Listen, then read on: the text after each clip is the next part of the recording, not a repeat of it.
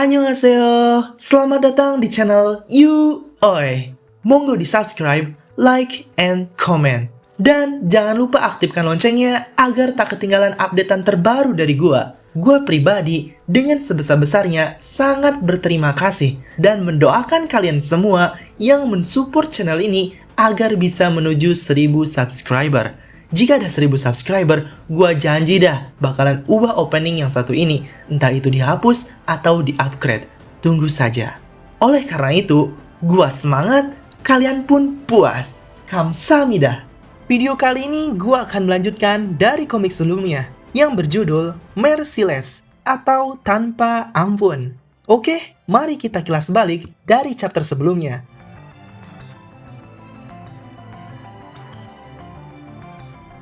Dan lanjut ke inti cerita. Cerita dilanjutkan di malam hari di pinggir jalan di Daesan, di bar penjual ramen dan soda. Di sana Choi Sang-cheol sedang melaksanakan tugas yang diperintah oleh Hyungninnya, yaitu Park Gwan-ho, untuk mencari informasi mengenai si brengsek Do Sang-gun. Tetapi di saat sedang mencari informasi, dirinya diganggu oleh ketiga anak buah dari geng Zo Taemon untuk menyuruhnya pergi dari bar tersebut, karena di tempat tersebut adalah wilayah kekuasaan bosnya, yaitu Zo Taemon. Tetapi tugas tetaplah tugas. Sang-cheol tetap menjalankan tugasnya, sehingga akhirnya dirinya menjadi marah karena terus diganggu oleh mereka bertiga dan berujung menghajar ketuanya. Choi Sang-cheol berjalan ke depan dan menghampiri kedua rekan dari si pria yang telah dihajar oleh Sang-cheol. Kedua rekan dari si pria tersebut tak berkata apapun. Mereka berdua ketakutan dan berjalan melangkahkan kakinya ke belakang di saat Sang-cheol melangkah mendekatinya.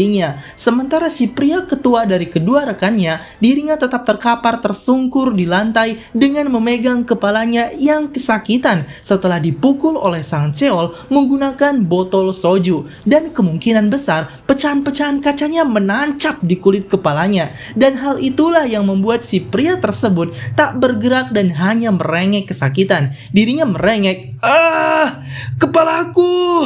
Kepalaku! Salah satu dari kedua rekannya khawatir pada ketuanya. Dirinya melirik ke samping melihat ketuanya yang sedang kesakitan setelah dipukul oleh Sang-cheol. Dan di saat yang bersamaan, Sang-cheol melayangkan serangannya dengan keras menendang wajah dari orang tersebut menggunakan siku kakinya, sehingga membuat orang itu tersentak ke belakang dan terjatuh terkapar di lantai. Sedangkan orang yang satunya, dirinya hanya bisa terdiam sembari terkejut melihat rekannya yang tiba-tiba langsung terjatuh oleh serangannya Sang-cheol. Orang tersebut mematangkan niatnya untuk berani meskipun dirinya ketakutan karena dirinya tidak punya pilihan lain lagi selain menyerang si Sang-cheol ini. Walaupun akhirnya dirinya akan kalah juga. Orang ini pun langsung berlari maju ke depan dengan melayangkan tinjuannya mengarah ke Sang-cheol sembari berteriak, dasar geng bajingan! Tetapi sayangnya, di saat orang ini melancarkan tinjuannya, Choi Sang-cheol sudah selangkah terlebih dahulu dengan tinjuan kepalan tangannya yang sudah siap mengenai wajah orang tersebut. Dan buak! Orang itu pun gagal menyerang Sang-cheol, dan malah dirinya terkena tinjuannya oleh Sang-cheol dengan tinjuannya yang sangat keras mengenai wajah bagian kirinya dan membuat orang tersebut tersentak ke belakang dan terkapar di lantai. Beberapa waktu kemudian, mereka bertiga menyerah untuk menyerang balik Choi Sang-cheol dan segera pergi dari bar tersebut dengan membopong ketuanya yang pingsan dan kesakitan, sembari berkata, "Hei ketua, sadarlah, ayo kita tinggalkan tempat ini. Hei ketua!" Sementara Choi Sang-cheol sendiri, dirinya kembali terduduk untuk melanjutkan tugas dari Hyungninnya, yaitu mencari informasi dari Pak penjual di sini mengenai si brengsek Do Sang-gun. Choi Sang-cheol berkata, "Hei Pak, ayo kita lanjutkan pembicaraan tadi." Pak penjual pun datang dengan tertawa dan ketakutan, sembari menjawab, Iya, tentu saja." Pak penjual melanjutkan penjelasannya kembali mengenai Do Sang-gun yang makan dan minum di tempatnya bersama Zo Taemon. Dirinya berkata, entah bagaimana dia mungkin pergi keluar sambil mabuk dan bilang mau naik bis. Padahal di malam itu sudah tidak ada bis yang beroperasi. Jadi mungkin dia terpaksa tidur di jalanan karena tidak mendapatkan bis. Sang-cheol menjawab, "Oh iya, itu memang masuk akal. Dan paginya kemungkinan dia baru mendapatkan bis." kalau begitu dia sudah lama pergi. Ini mulai menjadi lebih rumit. Di saat Sang Chol sudah buntu, Pak penjual memberitahu Sang Chol kembali. Dirinya berkata, tidak Pak, ada kemungkinan dia masih ada di sini, di Daesan. Sang Chol kebingungan. Dirinya menjawab, hah? Kenapa kau sangat yakin kalau dia masih ada di sini? Pak penjual menjelaskan kepada Sang Chol mengenai kejadian yang akhir-akhir ini sering terjadi di sekitarnya, terutama pada orang-orang yang menghilang saat tidur apalagi mabuk di jalanan. Pak penjual berkata, akhir-akhir ini fasilitas kesejahteraan Daesan menangkap tunawisma dan orang yang tidur di jalan saat malam. Sang Chol terkejut. Dirinya berkata, hah? Fasilitas kesejahteraan Daesan? Pak penjual melanjutkan perkataannya kembali. Dirinya berkata, dari orang yang kudengar, kau bisa ditangkap hanya karena berjalan sendiri saat malam sepi dan sunyi. Ya, ini memang masih rumor, tetapi kenyataannya banyak orang yang bilang begitu. Mendengar penjelasan dari Pak penjual dari awal sampai akhir, Choi Sang-chol terdiam sembari termenung, memikirkan kejadian yang dialami oleh si brengsek Do Zanggon yang kemungkinan dirinya sekarang berada di fasilitas kesejahteraan Daesan. Choi Sang-chol terus berpikir dan berpikir, lalu akhirnya dirinya membulatkan pemikirannya untuk mencari solusi, yaitu untuk memastikan terlebih dahulu jika penjelasan dari Pak penjual ini nyata dan terbukti benar. Sembari berkata, kalau begitu, aku rasa lebih baik kalau aku memeriksanya terlebih dahulu. Setelah mendapatkan informasi yang sangat berguna, Choi Sang-chol kembali ke markasnya dan melaporkan hasil tugas balas dendamnya ke Hyungnim-nya, yaitu bos Park Gwan-ho, mengenai si brengsek Do Zanggon ini yang keberadaannya sudah ditemukan. Dan kemungkinan besar, si brengsek ini telah ditangkap oleh pihak fasilitas kesejahteraan Daesan. Scene berpindah tempat. Di siang hari yang cerah, di fasilitas kesejahteraan Daesan, di ruang makan tempat para tahanan, seperti biasa mereka semua melanjutkan aktivitasnya sebagai tahanan yang dianggap tunawisma oleh pemilik fasilitas tersebut, yaitu Park In-jae dan kedua anaknya Park Guang dan Park Yeom. Sementara Do Zanggon, dirinya sudah mulai terbiasa beradaptasi di fasilitas sialan ini untuk tidak membuat onar lagi dan berusaha untuk merencanakan agar bisa kabur dari fasilitas secara bertahap, perlahan, dan sabar. Tetapi meskipun begitu, moodnya terhadap makanan masih terasa sangat sensitif, hingga akhirnya Do Zanggon memutuskan untuk tetap terdiam sembari melihat makanan sampahnya agar dirinya tidak meluapkan emosinya. Do Zanggon yang tidak dapat menghindari waktu makan siang yang disebut makanan sampah ini, dirinya pasti akan kelaparan jika tidak makan dan akan berdampak pada penyembuhan kedua lengannya. Jadi mau tidak mau, Do Zanggon harus memakan makanan sampah tersebut meskipun Do Zanggon tidak nafsu untuk memakannya. Tetapi masalah utamanya adalah apakah makanan sampah ini dapat menyembuhkannya atau tidak, atau malah hanya memperburuk saja. Lee Sun-jo yang melihat perilaku aneh dari Hyunnim-nya, dirinya kebingungan sembari memakan makanannya. Lalu dirinya bertanya kepada Hyunnim-nya dengan berkata, ada apa Hyunnim? Kau hari ini terlihat aneh. Apa kau memikirkan sesuatu? Sembari memain-mainkan makanannya, Do Zanggon menjawab, aku cuma penasaran, apa aku bisa sembuh kalau terus memakan makanan sampah ini atau tidak sama sekali? Sama halnya dengan Lee Sun-jo, yang mulia ikut mengkhawatirkan Do Zanggon sehingga membuat Do Zanggon berpaling dan melirik Yang Mulia. Yang Mulia berkata, apakah harus kucarikan obat herbal untukmu? Setelah mendengar ada obat herbal di sini, Do Zanggon menjadi semangat dan moodnya menjadi lebih sedikit lebih baik. Sembari berkata, apa? Obat herbal? Apa mereka benar-benar punya obat herbal di sini? Lee Sun-jo yang mendengarnya, dirinya bahagia dengan tertawa dan berkata, wah, kalau Yang Mulia mendapatkan obat herbalnya, kita akan sangat berterima kasih kepadamu. Yang Mulia kebingungan, dirinya hampir tidak menjawab ataupun merespon perkataan mereka berdua, dan mungkin ini karena mental Yang Mulia yang membuatnya seperti itu. Lee Sun-jo menyuruh Hyunnim-nya untuk segera mendekat dengan cara mendekatkan telinganya kepada dirinya. Lalu Lee Sun-jo berbisik kepada Hyunnim-nya. Dirinya berbisik, hei Hyunnim, turuti saja apa yang dia katakan. Kau sudah tahu sendiri bukan kalau dia itu bagaimana? Do Zanggon langsung paham dengan maksud dari Lee Sun-jo. Lalu dirinya menjawab, oh iya, kau benar. Di saat mereka mengobrol, tiba-tiba terdengar suara teriakan tahanan lain memberi salam kepada seseorang. Dan hal itu membuat Do Zanggun terkejut melirik melihat orang yang berteriak tersebut. Orang itu berteriak, "Salam, selamat pagi, Pak." Ternyata penyebab orang itu berteriak adalah karena adanya wakil direktur Pak Guang beserta adiknya yaitu Pak Yeom yang datang memasuki ruangan tempat makan para tahanan, dan oleh karena itulah tahanan tersebut berteriak dan menghormati wakil direktur tersebut dengan sangat keras. Sementara para tahanan lain yang mendengarnya dan juga yang duduk jauh dari tempat datangnya Pak Wakil Direktur, mereka hanya bisa melirik saja, dan itu pun jika mereka mau, mereka langsung mendekat dan menunduk menghormati wakil direktur tersebut.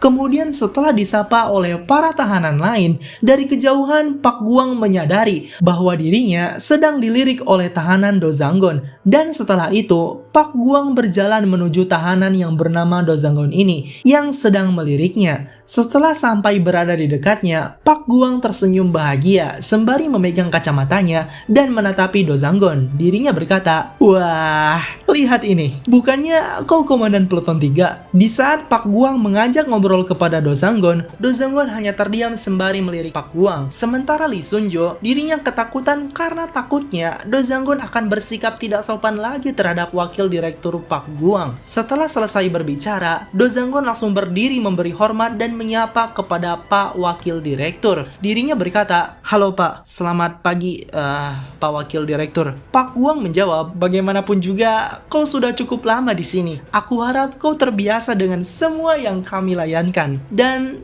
bagaimana makanannya?" Seperti biasa, Pak Guang mengetes Do Zanggun kembali perihal masalah makanannya. Pak Guang bertaruh jika Do Zanggun ini pasti akan tunduk karena diberi kekuasaan dijadikan komandan peleton. Jika tidak, dirinya akan memakai metode anak gajah kembali untuk mendidik Do Zanggun agar patuh. Sementara Do Zanggun yang mendengarnya, dirinya sudah tahu pasti akan ditanya seperti itu. Tetapi Do Zanggun juga mempunyai akal dan rencana agar bermain dengan berpura-pura mengikuti rencananya Pak Guang. Sedangkan Lee Sunjo, dirinya yang dari tadi ketakutan terhadap sikap Do Zanggun kepada Pak Wakil Direktur, dirinya hanya bisa berharap agar ketakutannya tidak terjadi. Dan Lee Sunjo berharap agar Hyunimnya sadar dan jangan mengatakan hal berlebihan seperti yang dulu dia lakukan. Do Zanggun menjawab, "Rasanya sangat enak." Untungnya Do Zanggun bermain dengan rencana dari Pak Guang. Meskipun Do Zanggun sendiri enggan mengatakan kalau makanan sampahnya itu disebut enak. Pak Guang langsung tersenyum lega dan tenang setelah mendengar jawaban dari Do Zanggun. Dan ternyata sesuai dengan rencananya. Pak Guang kembali berkata, dirinya menjawab, "Tentu saja, makanan di sini sudah pasti rasanya enak." Setelah selesai berurusan dengan Do Zanggun, Pak Guang kembali melanjutkan tugasnya dengan berjalan keluar dari tempat tersebut sembari dihormati oleh para tahanan lain yang dilewatinya. Lee Sunjo juga lega setelah harapannya terkabul. Lalu dirinya berkata, "Kerja bagus, Hyungnim." Do Zanggun sendiri dirinya seperti biasa bersikap selayaknya dirinya dengan tak berkata apapun. Sedangkan kedua Pak bersaudara, mereka berjalan keluar dari tempat tersebut sembari mengobrol bersama. Pak Guang memberitahu adiknya bahwa rencananya berjalan mulus seperti apa yang diharapkannya dengan berkata, "Lihat, manusia beradaptasi dengan seiring perubahan lingkungannya." Sembari melirik Do Zanggun, Pak Yeom tidak menjawab perkataan dari kakaknya. Dirinya masih mengkhawatirkan jika Do Zanggun ini tetaplah berbahaya, apalagi jika kedua lengannya nanti sembuh. Itu bakal merepotkan untuk mereka semua.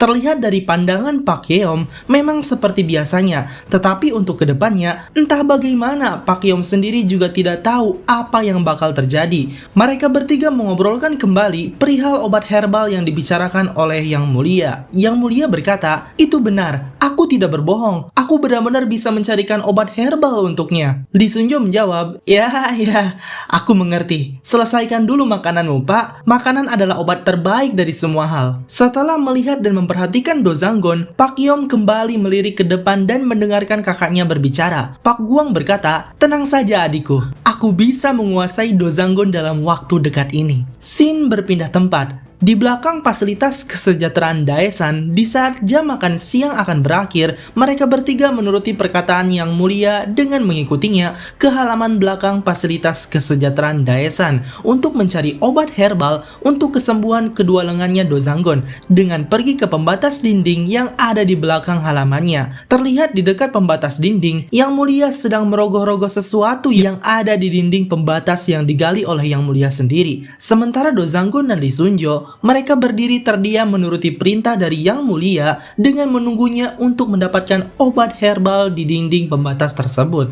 Lee Sunjo yang tidak sabar dengan lamanya Yang Mulia mencari obat herbal, dirinya mendekati Yang Mulia dan berkata, Pak, katamu mau mencari obat herbal, kenapa kau malah gali lubang di dinding? Sembari merogoh-rogoh sesuatu di dalam lubang, Yang Mulia menjawab, Hei, tunggu sebentar, sabar dulu. Lee Sunjo kembali mendekati Hyungnim-nya, dirinya berkata, Hyungnim, kenapa kau juga ikut-ikutan dengan Yang Mulia ini? Dozanggon menjawab, kau menyuruhku untuk mengikutinya kan? Dan tak ada yang dilakukan selama sisa waktu jam makan waktu siang berakhir. Tepat setelah mengatakan hal tersebut, Dozanggon mengingat kembali saat-saat dirinya masih di militer sebagai tentara Korea Selatan. Saat itu Dozanggon dan temannya juga menghabiskan waktu bersama dengan kegiatan yang tidak penting. Dan Dozanggon juga percaya bahwa setiap waktu yang dihabiskan bersama rekannya saat melakukan hal yang tidak penting tersebut, itu adalah momen di mana mereka semua bisa merasakan seperti manusia layaknya manusia biasa. Karena momen seperti itulah yang sangat dibutuhkan di tempat seperti ini,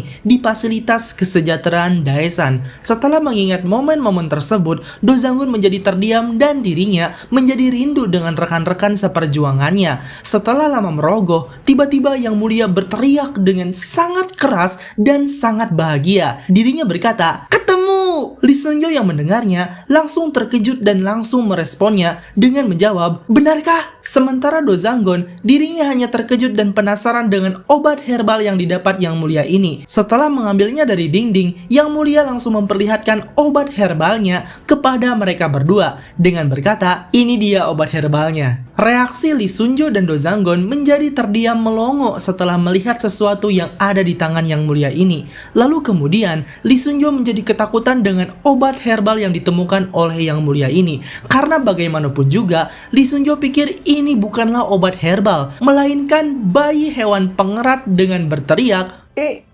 ini Pinkies. Seperti yang dilihat, obat herbal yang ditemukan Yang Mulia ini berupa obat herbal hewani yang bernama Pinkies, atau biasa disebut bayi tikus yang masih hangat dan menggeliat-geliat seperti selayaknya tikus pada umumnya. Dan Dozanggon juga kebingungan, dirinya tidak tahu harus berekspresi seperti apa setelah melihat bayi tikus yang didapatkan Yang Mulia ini, yang dianggap obat herbal oleh Yang Mulia ini. Sembari berkata, oh, jadi ini obat herbalnya. Yang Mulia menjawab, tikus ini lahir dari ibu yang sakit. Tetapi karena mereka masih muda, Pinkies ini tidak masalah untuk dimakan. Daging dan tulangnya lembut, jadi kau bisa memakan semuanya. Dozanggon kaget, dirinya tidak habis pikir jika Pinkies ini harus dimakan semuanya. Dozanggon pikir hanya memakan beberapa ekor saja untuk dirinya. Yang Mulia menjelaskan kembali, dirinya berkata, untuk obat herbal ini, kau butuh kalsium dan protein untuk menyembuhkan kedua lenganmu, ya kan? Setelah menjelaskannya, Dozanggon langsung menyadari bahwa yang dikatakan Yang Mulia ini, dan ya, memang benar, untuk penyembuhan kedua lengannya harus membutuhkan kalsium dan protein. Lee Sunjo menjadi pusing setelah melihat Pinkies yang dilihatnya itu, karena bagaimanapun juga, semua hewan itu ada larangannya untuk dia makan. Sembari memegang kepalanya, Lee Sunjo mengatakan,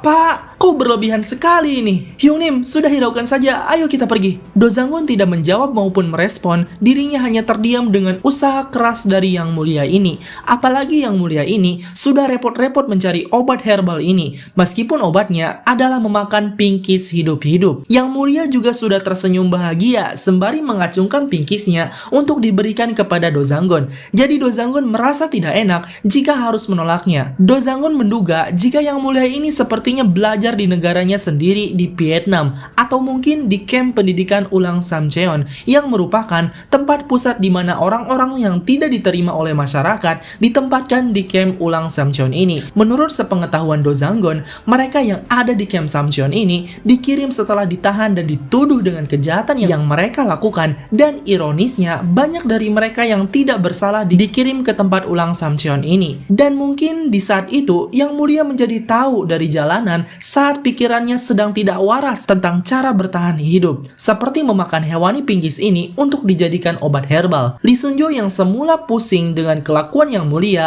dirinya menjadi khawatir dengan respon dari Hyung-nimnya yang seolah seperti mengiyakannya. Setelah lama terdiam, Do Zanggon berkata, "Kau benar." Lee Sun-jo langsung tersenyum ketakutan sembari membalas perkataan dari Hyung-nimnya. Dirinya berkata, "Benar kan? Kau juga berpikir kalau dia ini sangat berlebihan, bukan?" Do Zanggon melanjutkan perkataannya kembali. Dirinya berkata, "Supaya tanganku sembuh, aku perlu nutrisi." Lee Sun-jo menjadi terkejut sembari berkata, "Apa?" Setelah mendengar perkataan dari Hyung-nimnya, Lee Sun-jo menganggap bahwa ini Pinkies bukan obat herbal, dan Hyung-nimnya juga tahu kalau Pinkies ini mungkin mengandung beberapa hal yang tidak diinginkan setelah dimakannya. Apalagi ini dimakan hidup-hidup. Tanpa banyak omong lagi, Do Zanggon langsung mengambil semua Pinkies yang ada di tangan Yang Mulia ini dengan tangan kanannya, lalu langsung memakannya mentah-mentah satu persatu, digigit dan ditelan dengan sangat cepat. Lee Sun-jo yang berusaha untuk menghentikan Hyung-nimnya hanya bisa tercengang menganga melihat Hyung-nimnya memakan semua Pinkies itu di depan matanya. Sedangkan Yang Mulia, dirinya tersenyum lega karena usahanya terbayarkan bisa membantu Do Zanggon untuk memulihkan kedua lengannya. Setelah memakan semua Pinkies yang didapat oleh Yang Mulia, Do Zanggon terdiam sejenak dan merasakan sensasi rasa dari Pinkies-Pinkies itu yang menyentuh lidah dan giginya. Dan entah bagaimana rasanya, pasti rasanya sangat mantap. Sementara Lee Sun-jo, dirinya langsung menutupi mulutnya dengan kedua lengannya sembari bersuara sembari menelan sisa-sisa yang ada di mulutnya. Do Zanggon mengatakan bahwa untuk bisa bertahan di fasilitas sialan ini, dia harus selalu ingat kalau Do Zanggon juga hanyalah seorang manusia biasa. Tetapi untuk bisa bertahan di tempat yang kejam ini, Do Zanggon harus hidup lebih kejam lagi agar dirinya tidak mati oleh kekejaman yang diterimanya. Do Zanggon mengusap-ngusap sisa darah dari obat herbalnya yang keluar dari mulutnya dengan kedua lengannya yang digips tersebut. Peringatan, ini jangan dilakukan di rumah, apalagi merasakannya langsung. Hanya dilakukan jika ingin melakukannya saja. Tetapi percayalah, orang mana juga yang akan melakukannya. Scene berpindah tempat. Di sebuah ruangan istirahat, tempat para penjaga bergantian sip kerja, salah satu dari pak penjaga ini telah selesai sip kerjanya dan akan pulang ke rumahnya untuk berbisnis. Di saat akan berganti pakaian, rekan kerjanya mengajak ngobrol ke pak penjaga ini. Mereka mengajak ngobrol ke pak penjaga ini sembari tertawa pasrah. Mereka berdua mengatakan bahwa mereka ini sangat iri sekali dengan pak penjaga yang satu ini karena sip kerjanya telah selesai dan akan pulang sekarang. Mereka memberitahu ke pak penjaga ini bahwa mereka berdua ini ada piket yang belum diselesaikan, dan itu sangatlah menyebalkan bagi mereka berdua karena piketnya hanyalah sekedar mondar-mandir gak jelas atau biasa disebut pengawasan saja. Oleh sebab itulah mereka berdua ini iri kepada pak penjaga yang satu ini. Tetapi pak penjaga ini tidak peduli dengan pengaduan nasib mereka ini dan hanya mengacuhkan perkataan mereka berdua sembari terburu-buru melanjutkan untuk bersiap-siap mengganti pakaiannya. Melihat pak penjaga ini terburu-buru,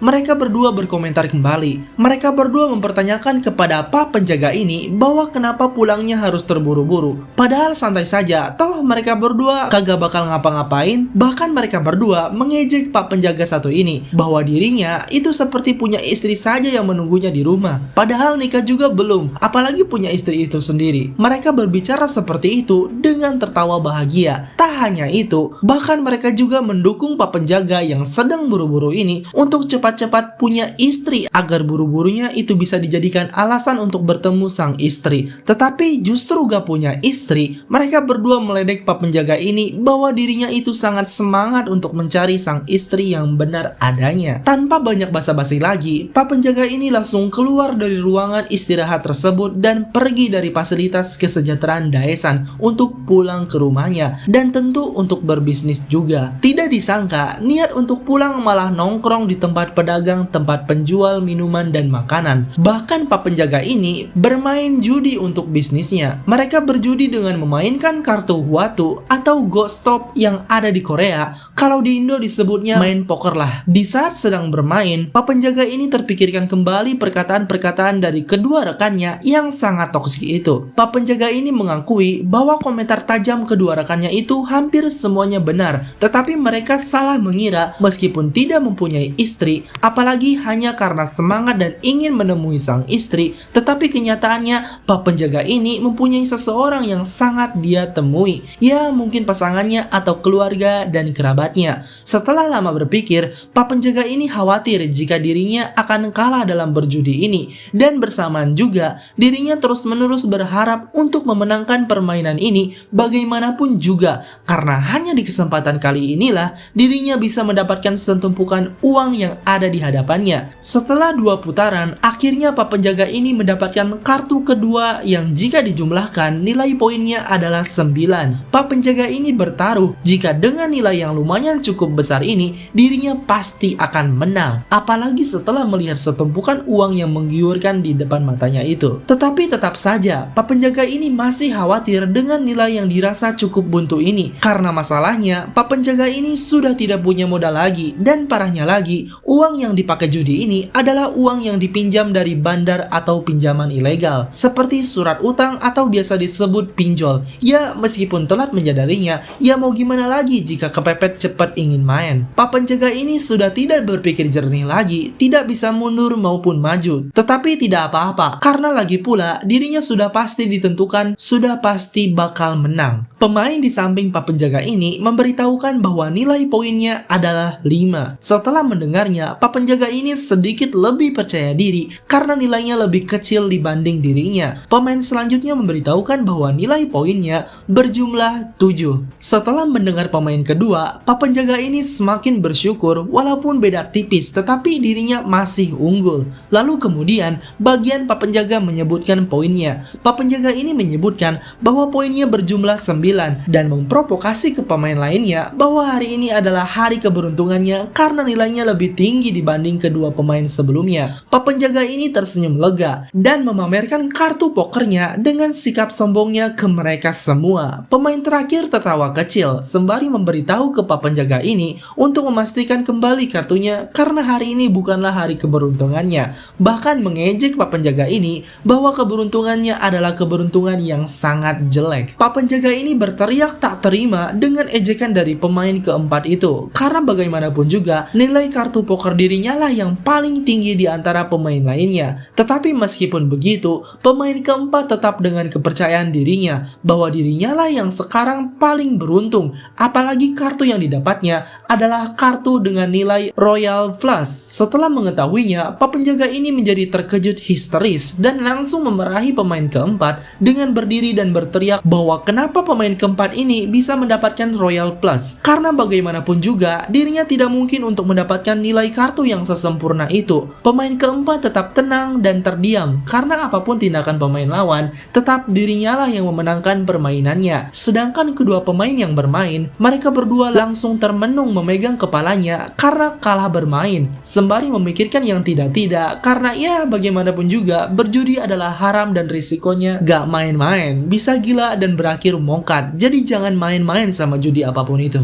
Pak penjaga ini semakin naik pitam karena tak terima jika dirinya kalah. Tetapi pak penjaga ini langsung terdiam karena secara bersamaan tiba-tiba muncul sebuah tangan yang menggenggam bahunya dan membuatnya terduduk kembali. Orang yang memegang bahu pak penjaga adalah seorang debt collector. Ya, kalian juga pasti tahu apa itu debt collector atau penagih hutang. Pak debt collector ini mengatakan bahwa pak penjaga ini sudah menghilangkan uang pinjaman dari pihak perusahaannya dan langsung menyuruh pak penjaga ini untuk bertanggung jawab atas kekalahannya. Pak penjaga ini ketakutan dan terkejut karena tiba-tiba dirinya disergap oleh seorang debt collector. Pak penjaga ini menjawab pertanyaan dari orang tersebut dengan berbagai alasan-alasan yang tidak jelas dan tidak masuk akal untuk bisa mencari solusi agar diberi kesempatan atas pinjamannya. Tetapi nasi sudah menjadi bubur. Pak debt collector ini sudah terlanjur emosi. Dirinya mengancam pak penjaga sembari memberitahunya bahwa setelah ini dirinya akan mengadakan sesi bimbingan konseling kepada Pak penjaga ini secara pribadi untuk bagaimana caranya agar Pak penjaga ini bisa membayar uang pinjamannya. Beberapa jam kemudian, di sebuah gedung di tempat yang sunyi dan gelap, Pak penjaga ini sudah telanjang kotor, hanya menyisakan pakaian dalamnya saja. Bahkan diikat dan dihajar mukanya sampai babak belur. Setelah sadar, Pak penjaga ini masih memikirkan kejadian tidak masuk akalnya saat bermain judi dengan pemain keempat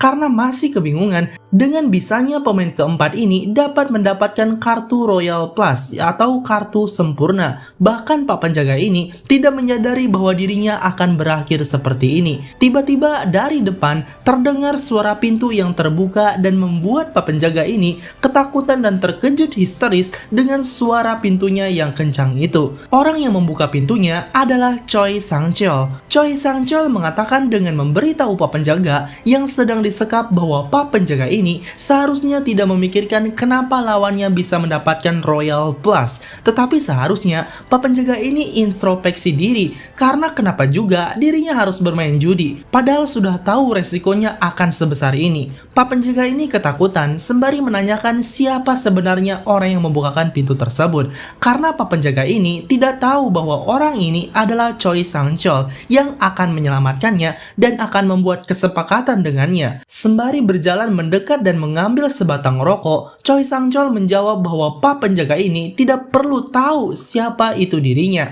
Tanpa banyak omong lagi, Choi Sang-cheol langsung ke intinya. Dirinya mengatakan dengan memberitahu ke Pak penjaga ini bahwa Pak penjaga ini seorang pekerja yang bekerja di fasilitas kesejahteraan Daesan. Pak penjaga ini terkejut karena bagaimana bisa pria yang entah dari mana asalnya ini bisa tahu latar belakang pekerjaan Pak penjaga ini. Setelah di depannya, Choi Sang-cheol ingin mengonfirmasi sesuatu dengan langsung bertanya ke Pak penjaga ini, menanyakan bahwa apakah orang yang dicarinya ini beneran ada di tempat Pak penjaga ini bekerja. Pak penjaga ini langsung menolaknya karena pertanyaan yang dilontarkan pria di depannya adalah sebuah informasi internal dan itu bersifat rahasia. Choi Sang-cheol ternyata sudah mengetahuinya bahwa itu rahasia dan oleh karena itulah dirinya datang ke tempat di mana Pak penjaga ini disekap untuk bisa bertanya kepada dirinya. Pak penjaga ini tetap menolaknya karena bagaimanapun juga jika itu bersifat rahasia maka tetap selamanya rahasia karena Pak penjaga ini sangat takut dengan keterkaitan informasi yang rahasia ini. Choi Sang-cheol langsung memberitahu Pak penjaga ini bahwa hutang yang dipinjam dari manajer rumah bandar sudah diambil alih oleh dirinya. Jadi Pak penjaga ini sudah tidak perlu memikirkan hutangnya kembali jika dikejar oleh debt collector. Karena sekarang Pak penjaga ini berhutang kepada Choi Sang-cheol, pria yang ada di depannya. Setelah mendengarnya, Pak penjaga ini langsung terkejut dan perasaannya campur aduk, senang tetapi takut karena tidak tahu dengan maksud apa yang akan pria ini lakukan kepada dirinya. Choi Sang-cheol langsung tersenyum setelah Pak penjaga ini ketakutan. Dirinya menawarkan kesepakatan untuk melakukan apa yang diperintahnya. Jika sudah, maka bisa menghapus hutang yang ada pada pria di depannya. Pak penjaga ini menjadi semangat dan mengatakan kembali ke pria yang ada di depannya apakah hutangnya memang bisa dihapus setelah menuruti perkataannya atau tidak. Choi Sang-cheol memegang bahu Pak penjaga ini dan bertanya kembali. Dirinya mengatakan bahwa apakah ada orang yang bernama Do Zanggun di fasilitas kesejahteraan Daesan itu. Ciri-cirinya kedua tangannya terluka dan digips. Lalu Choi Sang-cheol memberitahu Pak penjaga ini bahwa seharusnya sangat mudah untuk menemukan dan mengamati orang yang satu ini di antara yang lainnya. Pak penjaga ini langsung mengingat siapa orang yang dimaksud pria yang ada di depannya. Dan memang benar, tahanan yang bernama Do Zanggun ini kedua lengannya terluka dan digips sehingga sangat mudah untuk diamatinya apalagi ditemukannya. Setelah mengingatnya, Pak penjaga ini menjawab pertanyaan dari pria yang ada di depannya bahwa memang benar orang yang bernama Do Zanggun ini sudah ada di fasilitas kesejahteraan Daesan, bahkan sesuai dengan ciri-ciri yang disebutkannya. Akhirnya, setelah mencari informasi kesana kemari, bahkan gelut dengan bawahan geng Zotaemon, Choi Sang-cheol menemukan di mana si brengsek brengsek ini berada. Choi Sang-chol langsung menyuruh pak penjaga ini untuk membawakan pria yang disebutkannya dibawa kepada dirinya. Karena pria ini ada yang harus diurus dan perlu melakukan beberapa hal dengan dirinya. Choi Sang-chol menjadi semangat dan emosi karena dirinya harus menyelesaikan tugas dari Hyunimnya untuk menemui si brengsek Do Sang-gun ini agar bisa membunuhnya. Pak penjaga ini menjawab bahwa dirinya tidak bisa melakukan perintah dari pria tersebut karena itu tidak mungkin dan di luar kuasa pak penjaga, apalagi yang berhubungan dengan menyelinapkan tahanan keluar fasilitas kesejahteraan Daesan. Choi Sang-chol termenung setelah mendengarnya, lalu dirinya meminta hal yang lain, yaitu bagaimana jika dirinya sendiri yang masuk ke dalam fasilitas kesejahteraan Daesan. Pak penjaga ini terkejut dan tidak tahu lagi harus mengatakan apa karena fasilitas kesejahteraan Daesan itu bukanlah tempat seperti hanya fasilitas pada umumnya. Pak penjaga ini memberitahu tempatnya bekerja ke pria yang ada di depannya bahwa fasilitas kesejahteraan Daesan ini tempatnya lebih buruk daripada penjara-penjara yang ada di luar sana, dan jika pria ini tetap bersikukuh ingin masuk, nyaris tidak bisa bahkan tidak mungkin untuk keluar dari fasilitas tersebut. Choi Sang-chol menjadi terdiam setelah mendengarnya karena bagaimanapun juga dirinya memang harus membereskan urusannya dengan si brengsek ini. Choi Sang-chol langsung menyimpulkan dengan memberitahu pak penjaga ini untuk membantunya masuk apapun itu caranya. Pak penjaga tetap menolaknya karena itu sangatlah sulit untuk melakukannya, apalagi dengan keamanannya yang tinggi dan susah untuk dikelabui. Tetapi ada satu cara untuk bisa memasukkan pria yang ada di depannya dengan mengesampingkan resiko dan dampaknya. Sebelum memberitahunya, pak penjaga ini menjelaskan bahwa fasilitas kesejahteraan Daesan itu rutin berpatroli malam sesuai jadwal, dan saat itulah mereka menangkap tunawisma, pemabuk, dan lainnya di jalanan untuk dipaksa memasuki fasilitas tempat dirinya bekerja. Untuk cara memasukinya, yaitu pria di depannya harus berpura-pura menjadi tunawisma sesuai dengan tanggal yang ditetapkan pak penjaga. Dan setelah itu, pria tersebut atau Choi Sang-chol ini bisa masuk ke fasilitas kesejahteraan Daesan tanpa dicurigai sama sekali oleh pihak petugas yang menangkapnya.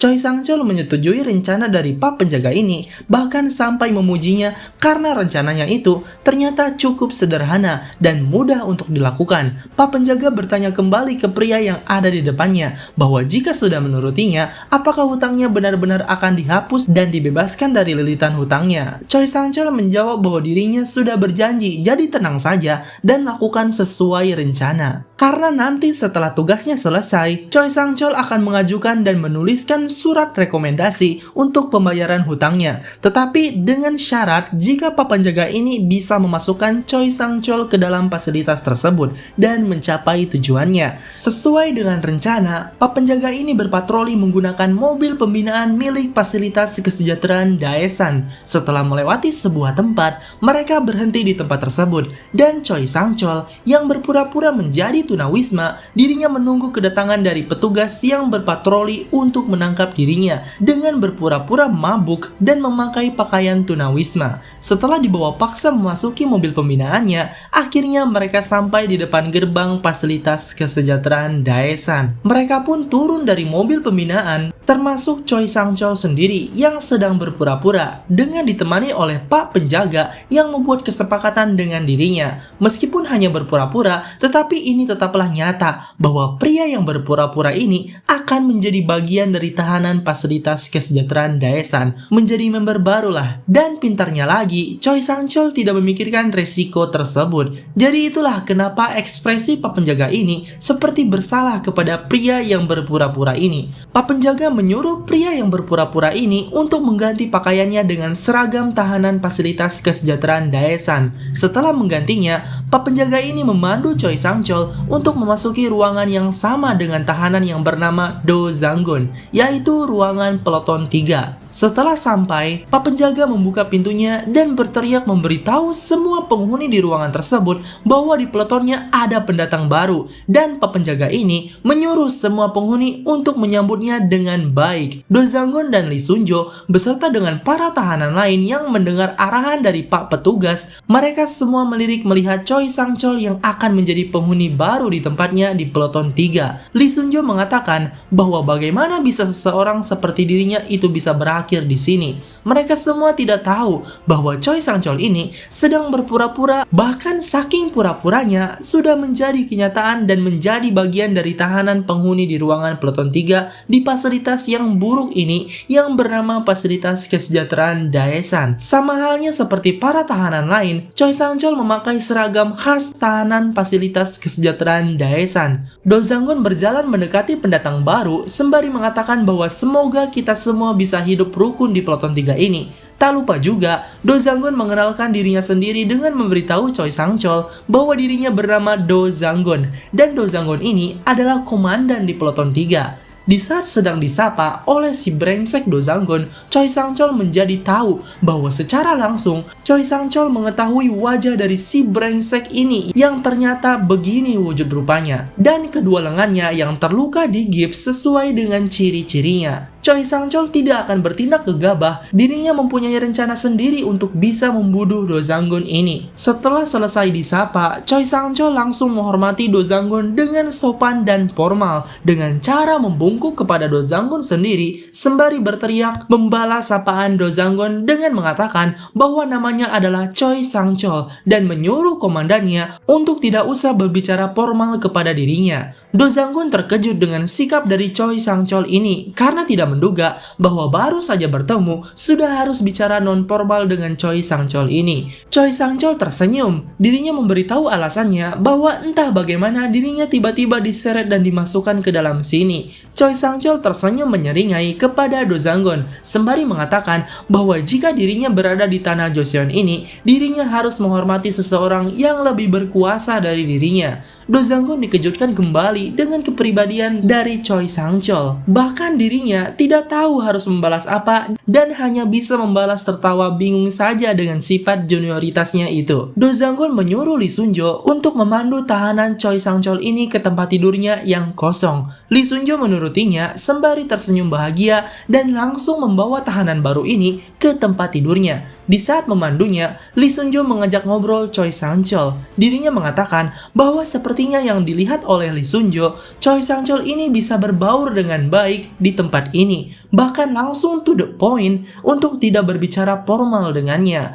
Choi Sang-chol menjawab bahwa itu sangat diperlukan dan dirinya juga punya pengalaman lebih dengan lingkungan semacam ini. Lee Sun-jo tertawa dan tersenyum lebar mendengar sikap ramah dari Choi Sang-chol ini, bahkan meminta Choi Sang-chol ini untuk tetap melanjutkan sikap bagusnya itu di sini. Mendengar banyak ocehan dari Lee Sun-jo, Choi Sang-chol menjadi emosi. Dirinya mendiskriminasi Lee Sun-jo dengan berkata bahwa Lee Sun-jo itu tidak berhak menyuruhnya ini itu dan mempertanyakan apakah Lee Sun-jo ini mempunyai bahan lengan yang sama seperti Komandan Do Sang-gun. Lee Sun-jo menjadi ketakutan setelah didiskriminasi oleh Choi Sang-chol, sembari menjawab bahwa dirinya tidak mempunyai ban lengan yang sama seperti Komandan Do Sang-gun. Setelah mendengar jawaban dari Lee Sun-jo, Choi Sang-chol mendekatkan kepalanya dengan menyuruh Lee Sun-jo agar tidak memerintah seperti tadi. Jika tidak, Choi Sang-chol akan bersikap kasar kepada Lee Sun-jo. Lee Sun-jo langsung meminta maaf kepada Choi Sang-chol dan berjanji tidak akan melakukannya lagi. Lee Sun-jo langsung menunjukkan tempat tidurnya Choi Sang-chol sembari gugup mengatakan bahwa mulai sekarang Choi Sang-chol akan beristirahat di tempat tidurnya ini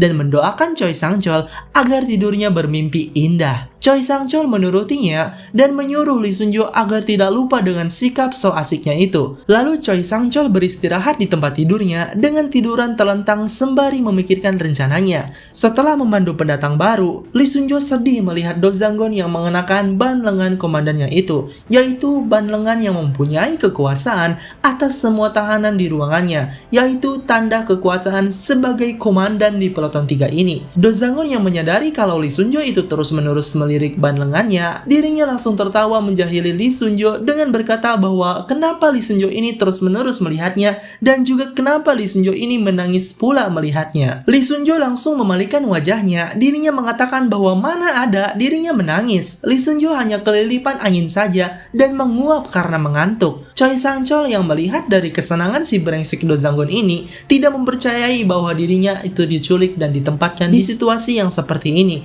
Tetapi terkejutnya lagi, Tapi, si brengsek Do Jang-gun ini mempunyai ban lengan dan otomatis dirinya lah yang menjadi pemimpin di ruangan ini. Meskipun begitu, kenyataannya itu tidak akan mempengaruhi rencana balas dendamnya. Bahkan itu lebih baik untuk dirinya bisa melancarkan pembunuhannya. Mulai saat ini, Choi Sang-chol akan berpura-pura mengikuti peran sialan ini untuk bermain menjadi pengikutnya dan membunuhnya saat si brengsek ini sedang lengah. Choi Sang-chol ini tidak tahu bahwa Do Jang-gun ini adalah mantan tentara dari Angkatan Militer Korea Selatan yang berhasil selamat setelah memata-matai negara tetangganya yaitu Korea Utara, dan akan sulit bahkan tidak mungkin untuk membunuhnya jika hanya memodalkan pengalaman yang sok keras sebagai kertas ini. Ya, meskipun MC kita ini terluka, tetapi dirinya tidaklah berdarah dan mungkin akan terjadi plot twist yang membanggongkan. Sampai di sini terlebih dahulu. Untuk video selanjutnya nanti gua bikin lagi. Kamsahamnida.